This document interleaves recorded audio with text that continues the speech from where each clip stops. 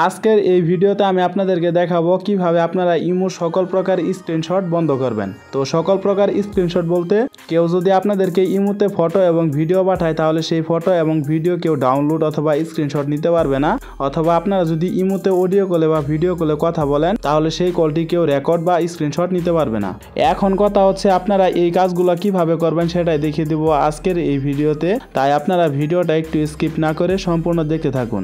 এখন আপনাদেরকে শুরুতে যেটা করতে হবে, আপনার ফোনের যে প্লে স্টোর অ্যাপসটি রয়েছে আপনারা সেই অ্যাপসটি ওপেন করে দিবেন। তো ওপেন করে দেওয়ার পরে যদি আপনারা সবার উপরে একটু লক্ষ্য করেন দেখতে পারবেন এইখানে একটা সার্চ বার রয়েছে, আপনারা এইখানটা একটা ক্লিক করে ইমো লিখে সার্চ করবেন। তো ইমো লিখে সার্চ করে দেওয়ার পরে দেখতে পারবেন এইখানে আপনাদের ইমো অ্যাপসটি চলে আসবে।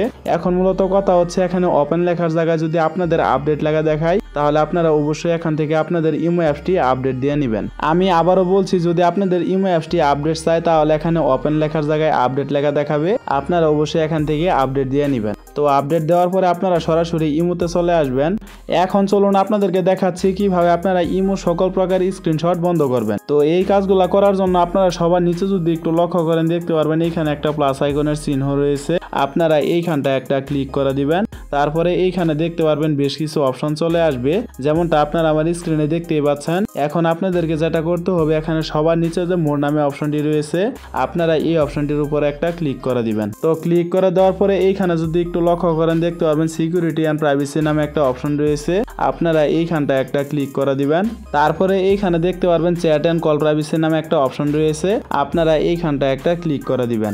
এখন যদি আপনারা এইখানে একটু লক্ষ্য করেন দেখতে পারবেন ব্লক স্ক্রিনশট ফর কলসের একটা অপশন রয়েছে, আপনারা এই অপশনটার উপর একটা ক্লিক করে দিবেন।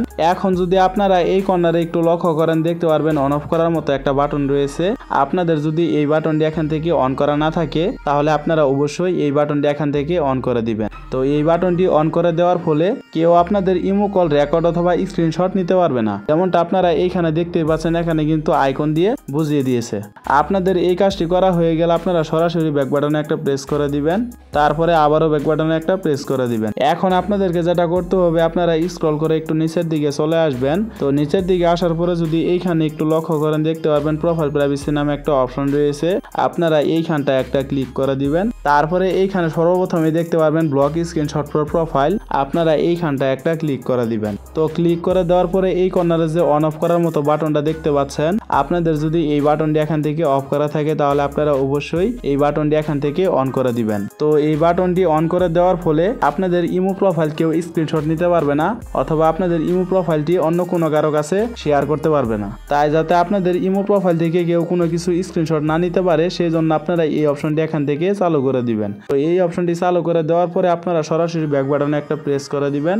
এখন যদি আপনারা এইখানে একটু লক্ষ্য করেন দেখতে পারবেন দুইটা অপশন রয়েছে, একটা হচ্ছে who can see my Avatar, আরেকটা হচ্ছে who can see my imo ID. এখন কথা হচ্ছে আপনাদের এই দুইটা অপশন যদি নোবডি সিলেক্ট করা না থাকে তাহলে আপনারা অবশ্যই এখান থেকে নোবডি সিলেক্ট করে দিবেন। যেমনটা আপনারা দেখতেই পাচ্ছেন এখানে আপনাদের এভরিওয়ান সিলেক্ট করা থাকবে, আপনারা অবশ্যই এই সেটিংসে এসে আপনারা এটাকে নোবডি সিলেক্ট করে দিবেন। তো বন্ধুরা, আমি যে সেটিংসগুলো আপনাদেরকে দেখিয়ে দিলাম আপনারা যদি এই সেটিংসগুলো চালু করে রাখেন তাহলে আজকের পর থেকে কেউ আপনাদের ইমো থেকে কোনো প্রকার স্ক্রিনশট অথবা ডাউনলোড করতে পারবে না, আর ইমোতে কথা বলার সময় কেউ কল রেকর্ড অথবা স্ক্রিনশটও নিতে পারবে না। তো বন্ধুরা, মূলত এই ছিল আমাদের আজকের ভিডিওটা যদি আপনাদের কাছে ভালো লেগে থাকে তাহলে অবশ্যই ভিডিওতে একটা লাইক করে দিবেন, আর এরকম ইন্টারেস্টিং ভিডিওগুলো প্রতিনিয়তই পেতে চাইলে অবশ্যই আমাদের চ্যানেলটিকে সাবস্ক্রাইব করে অল নোটিফিকেশন করে রাখবেন। তো দেখা হচ্ছে পরবর্তী কোনো নতুন ভিডিওতে, সে পর্যন্ত সুস্থ থাকুন, ভালো থাকুন, আল্লাহ হাফেজ।